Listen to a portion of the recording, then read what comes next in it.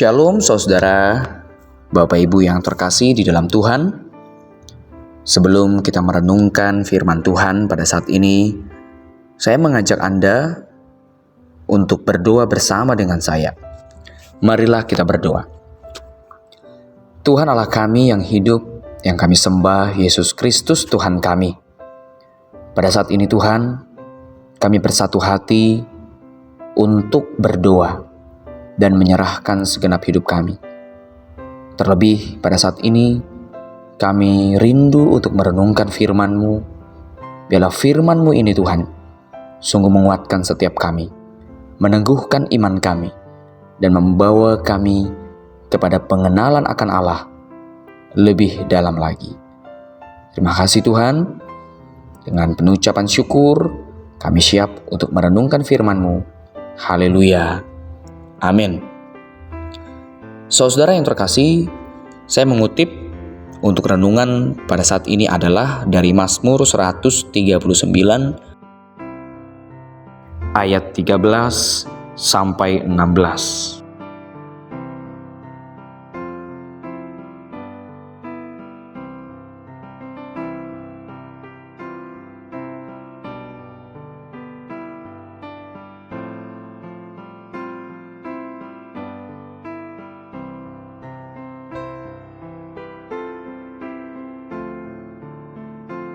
Yang berbunyi demikian.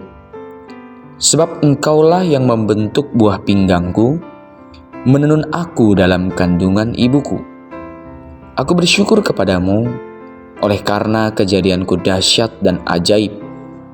Ajaib apa yang Kau buat, dan jiwaku benar-benar menyadarinya. Tulang-tulangku tidak terlindung bagimu, ketika aku dijadikan di tempat yang tersembunyi, dan aku direkam di bagian-bagian bumi yang paling bawah.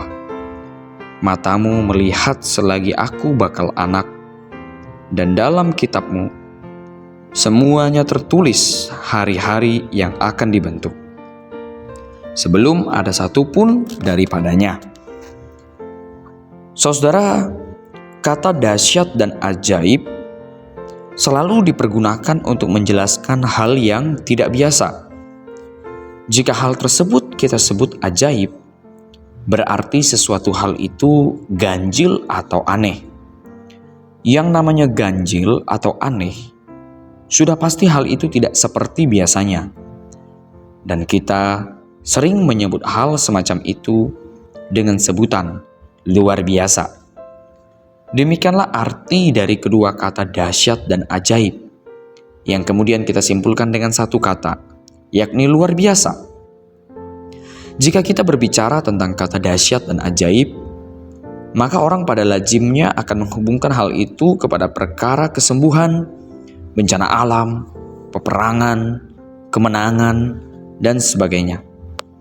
Tetapi sedikit orang yang mau membahas mengenai kelahiran sebagai hal yang luar biasa. Mereka mengira bahwa kelahiran adalah perkara yang biasa saja. Tidak ada sesuatu yang ajaib di sana. Tidak ada sesuatu yang spektakuler di sana. Saya yakin kenyataan miris di atas itu dapat terjadi dikarenakan tidak adanya pengertian tentang siapa yang berkarya di balik kelahiran seorang anak. Banyak orang berpikir bahwa dirinya yang menentukan kelahiran seorang anak bayi. Sebab itu, bagi orang tersebut tidak ada hal yang luar biasa atau hal yang dahsyat dan ajaib di sana, karena mereka beranggapan bahwa semua orang mengalami hal yang sama sebagai seorang ibu. Ini adalah pemikiran yang salah, saudara, dan bertentangan dengan iman Kristen. Itu sebabnya tidak heran begitu banyak anak-anak hasil perzinahan yang tidak dianggap dan dihina, bahkan tidak sedikit janin yang diaborsi. Tentu kita tidak memandang hal ini dari sudut pandang nihilisme, seolah-olah hal tersebut terjadi hanya semata-mata oleh keputusan tangan manusia belaka. Melainkan, semua yang terjadi tetap ada dalam rencana kehendak Allah yang berdaulat, yang mengatur segala sesuatu di tengah dunia ini. Jika demikian, saudara, kita sebagai orang Kristen harus mengerti bahwa kelahiran sesungguhnya merupakan kejadian yang luar biasa. sangat dahsyat dan ajaib. Itu dikarenakan Allah Sang Pencipta langit dan bumi, Dialah yang menjadikannya. Mari kita kembali merenungkan sejarah kehidupan kita dahulu. Pada saat pertama kali kita menghirup nafas dan menghembuskannya kembali. Sejak dari kandungan hingga kita dilahirkan. Sebagai orang percaya, kita adalah orang-orang yang lahir ke dunia ini oleh karena pekerjaannya. Dan sekarang, marilah kita melihat dua pekerjaan yang Allah lakukan dalam dan melalui kelahiran kita. Yang pertama, Bapak Ibu, Allah bertindak secara pribadi kepada kita. Coba Bapak Ibu perhatikan.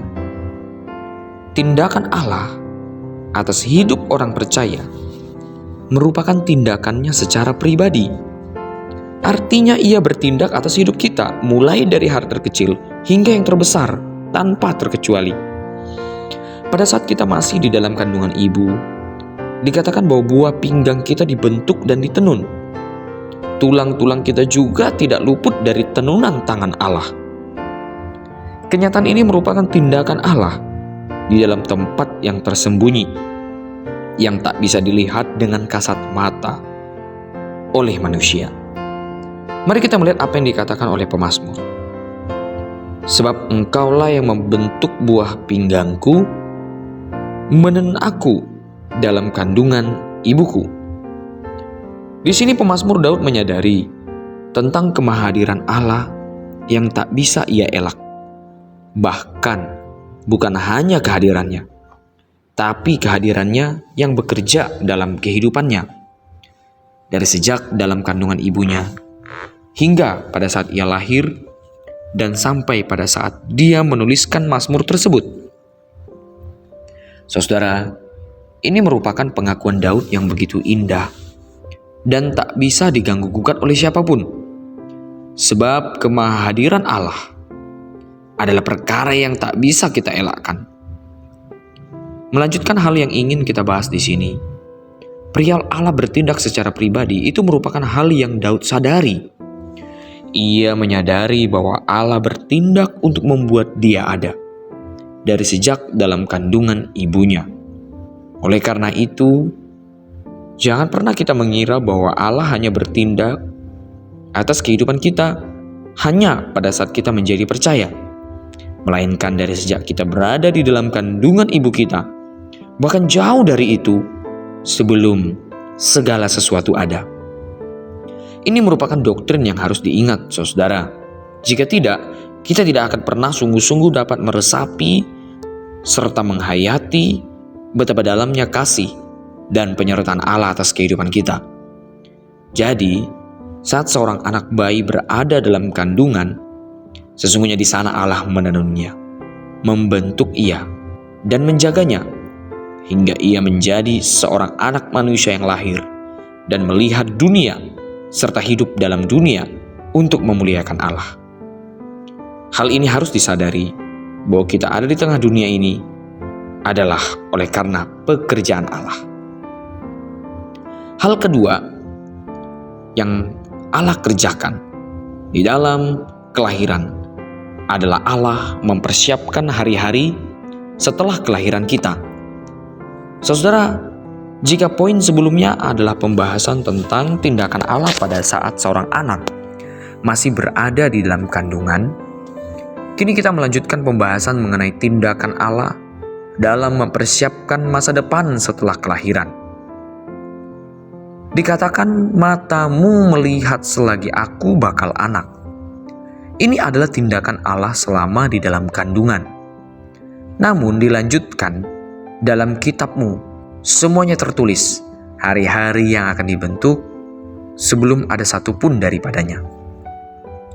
Ini adalah ungkapan kejujuran dari seorang pemazmur ulung, yakni Daud, di mana ia yakin dan sadar bahwa kehidupan yang akan ia lewati sewaktu ia masih di dalam kandungan ibunya dahulu, sesungguhnya sudah dibuat oleh Allah di dalam rencananya.